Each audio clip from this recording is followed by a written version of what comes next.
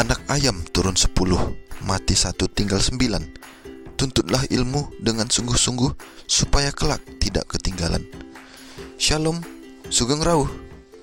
Kita jumpa lagi dalam renungan pagi hari Minggu tanggal 5 April 2020. Kiranya Bapak Ibu Saudara-saudari dalam pagi ini tetap semangat, bersukacita dan penuh rasa syukur. Baik, kita mulai renungan pagi kita dengan doa. Tuhan kami yang di surga, yang maha baik, yang penuh kasih, terima kasih untuk pagi yang cerah yang Tuhan berikan. Biarlah ini membangkitkan semangat kami untuk memberikan yang terbaik, untuk memuliakan Tuhan dan hidup dalam kasih karunia-Mu. Tuhan, biarlah juga firman yang akan Kau berikan bagi kami, yang akan kami pelajari ini Bapa, membawa kami lebih dekat padamu, selalu menikmati segala kemurahan dan kasih setia-Mu saja. Terima kasih Tuhan atas segalanya. Jadilah kehendak hidup dalam hidup kami, dan ubahlah kami selalu supaya menjadi semakin baik sesuai dengan kehendak-Mu.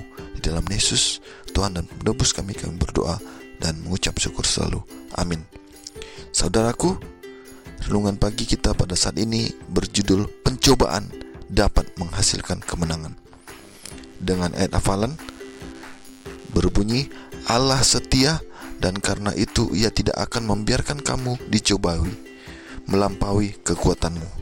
Pada waktu kamu dicobai, Ia akan memberikan kepadamu jalan keluar. Tertulis dalam 1 Korintus 10 ayat 13. Kita tidak menyampaikan permohonan-permohonan kita kepada Allah untuk membuktikan apakah Ia sanggup untuk menggenapi firman-Nya, melainkan karena Ia akan menggenapinya. Bukan untuk membuktikan bahwa Ia mengasihi kita, melainkan karena Ia memang mengasihi kita. Dan iblis membawanya pula ke atas gunung yang sangat tinggi dan berkata kepadanya, semua itu akan kuberikan kepadamu jika engkau sujud menyembah aku. Inilah puncak usaha iblis. Pada usaha ini ia mengerahkan segala kuasa muslihatnya. Ia bagaikan pesona yang ditawarkan ular. Ia mengerahkan kuasa keajaibannya kepada Kristus, berupaya untuk membuatnya menyerah kepada kehendaknya. Dalam kelemahannya, Kristus berpegang pada Allah. Keilahian memancar melalui kemanusiaan.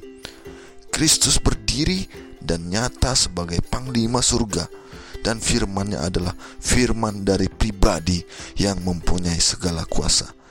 Enyahlah iblis, sebab ada tertulis, engkau harus menyembah Tuhan Allahmu, dan hanya kepada Dia sajalah engkau berbakti. Iblis telah meragukan apakah Kristus adalah anak Allah. Ketika pada akhirnya ia diusir, ia telah membuktikan bahwa ia tidak dapat menyangkal hal itu. Ia tidak mempunyai kuasa untuk menolak perintah itu. Menggeliat oleh kehinaan dan kemarahannya, ia dipaksa untuk nyah dari hadapan penebus dunia ini. Kemenangan Kristus adalah sempurna, sama dengan sempurnanya kegagalan Adam. Kristus mengetahui tahun-tahun yang panjang dari pertentangan yang akan datang antara umat manusia dengan musuh mereka yang lihai itu. Ialah tempat perlindungan bagi semua orang yang ketika diserang pencobaan berseru kepadanya. Pencobaan dan kesukaran akan menimpa kita, tetapi jangan pernah kita mau dikalahkan oleh musuh itu. Juru selamat kita telah menang demi kepentingan kita. Iblis bukannya tak terkalahkan. Hari demi hari ia bertemu dengan orang-orang yang sedang berada dalam kesukaran, berupaya untuk oleh kelicingannya untuk berkuasa atas mereka. Kuasa dakwaannya sangat hebat, dan dalam hal inilah ia mendapatkan kemenangan lebih daripada cara yang lainnya. Kristus telah dicobai sehingga ia bisa mengetahui bagaimana cara menolong setiap jiwa yang akan dicobai setelah itu. Pencobaan bukan dosa. Dosa terjadi jika kita menyerah. Kepada jiwa yang percaya, yang bersandar pada Yesus, pencobaan membawa kepada kemenangan serta kekuatan yang lebih besar. Kristus siap sedia mengampuni setiap orang yang datang kepadanya, mengakui dosa-dosa mereka. Syukur kepada Allah, kita mempunyai imam besar yang telah merasakan kelemahan-kelemahan kita, karena sebagaimana kita, ia juga telah dicobai dalam segala hal. Dikutip dari buku Kemenangan Abadi, halaman 282 sampai 283. Bapak, Ibu, saudara-saudari yang dikasihi oleh Tuhan, judul kita ini sangat penting dalam kehidupan kita, di mana apapun yang kita hadapi, pencobaan apapun yang datang dalam hidup kita, pasti dan dinyatakan amin oleh Yesus Kristus dapat dilalui dengan kuasa Tuhan yang Maha Mulia. Saudaraku, kita tidak perlu meragukan bahwa apapun permohonan kita itu disampaikan bukan mau membuktikan apakah Yesus bisa menggenapinya atau tidak. Yesus memang dan pasti menggenapi segala firman-Nya. Ia akan mendengarkan permohonan kita, umat-umat yang datang kepadanya, yang mengharapkan kasih setianya, yang berjuang dalam pencobaan. Dan percayalah, kita tidak perlu mencari bukti bagaimana Yesus dapat mengasihi kita, tetapi memang Yesus, Tuhan Allah kita, benar-benar mengasihi kita, dan kasih-Nya tidak terbatas. Kasih-Nya jauh lebih dalam dari samudra, jauh lebih tinggi dari segala langit, dan segala sesuatu yang Tuhan lakukan adalah karena kasih setia-Nya dalam hidup kita. Bapak Ibu yang dikasihi Tuhan, kita pasti selama kita hidup di dunia ini menghadapi banyak pencobaan, tetapi jangan pernah kita takut. Kita punya Yesus Kristus yang tidak akan pernah meninggalkan kita. Dia sudah pernah menghadapi pencobaan itu. Dia sudah pernah dicobai melebihi apapun kondisi yang kita rasakan, melebihi kesanggupan kita, dan Yesus menang. Oleh karena itu, Bapak Ibu saudara-saudari, jangan pernah kita merasa bahwa kita ditinggalkan. Juru selamat telah menang, dan Dia akan memenangkan kita, umat yang dikasihinya.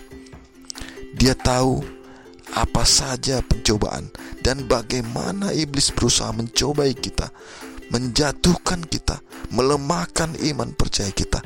Yesus tahu semua itu.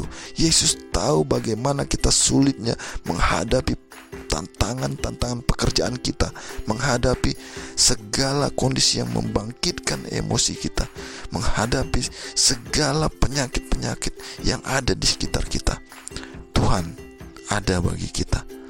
Tuhan memberikan kita bimbingan, tuntunan. Dengarlah Roh Kudus berkata kepada kita, lakukanlah segala yang Tuhan perintahkan, dan hiduplah sesuai dengan kasih karunia-Nya. Pasti saudaraku, bahwa bila kita bersandar kepada Yesus, kemenangan akan menjadi bagian kita.